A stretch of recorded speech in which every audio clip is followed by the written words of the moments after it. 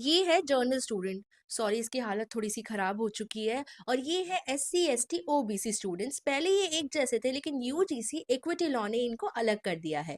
UGC equity law 2026 के rule 3 के according SC ST OBC students को स्टैट्यूटरी प्रोटेक्शन प्रोवाइड की जाएगी, लेकिन जर्नल के लिए ऐसा कुछ भी मेंशन नहीं है। सो गवर्नमेंट ने इसके साथ कुछ ऐसा कर दिया है, इसीलिए इसकी हालत कुछ ऐसी हो गई है। हाँ, तो 13 जनवरी 2026 यूजीसी ने promotion of equity in higher education institution regulations 2026 notify किए। रेगुलेशन नोटिफाई होते ही दिल्ली यूनिवर्सिटी, लखनऊ यूनिवर्सिटी और यूपी के कई कैंपसेस में स्टूडेंट प्रोटेस्ट करने लगे और घेराव रिपोर्ट हुए।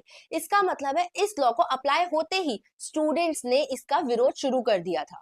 रूल 3 के अंडर एससी, एसटी और ओबीसी स्टूडेंट्स के लिए इक्विटी कमिटीज और ग्रेवियंस मैकेनिज्म प्रोवाइड किए गए। इस स्ट्रक्चर में general category students statutory protection से कंप्लीटली एक्सक्लूड हो जाते हैं, जो आर्टिकल 14 के इक्वालिटी प्रिंसिपल पर सवाल उठाता है। और ये तो बहुत ज्यादा ही हो गया है। इस रेगुलेशन में फॉल्स या मैलिशियस कंप्लेन के लिए कोई पेनल्टी या पनिशमेंट प्रोविजन मेंशन है ही नहीं। इसका मतलब ये है कि इसका गलत यूज रोकने के लिए कोई डर या पनिशमेंट नहीं है और जर्नल कैटेगरी के खिलाफ मिस यूज का रिस्क बन जाता है। और इस कॉन्टेक्स्ट में ऐसे केसेस सामने आए हैं जहां इस रेगुलेशन का रेफरेंस देकर एक बॉय ने गर्ल के खिलाफ कंप्लेन फाइल की। ये केस अभी कोर्ट के अंडर है, लेकिन ये दिखाता है कि अगर प्रोटेक्शन ना हो तो लॉ का मिसयूज हो सकता है। बरेली के सिटी मैजिस्ट्रेट अलंकार अग्निहोत्री ने रिपब्लिक डे पर रेजिग्नेशन दिया, लॉ को सोशल हार्मनी के लिए थ्रेट बताते हुए। रेजिग्नेशन के बाद उनका सस्पेंशन ये बताता है कि गवर्नमेंट के लिए भी ये इशू सेंसिटिव बन चुका है। देखो, यूपी में बीजेपी के कई लोकल लीडर्स और युवा मोर्चा मेंबर्स ने भी रेजिग्नेशन सबमिट किए,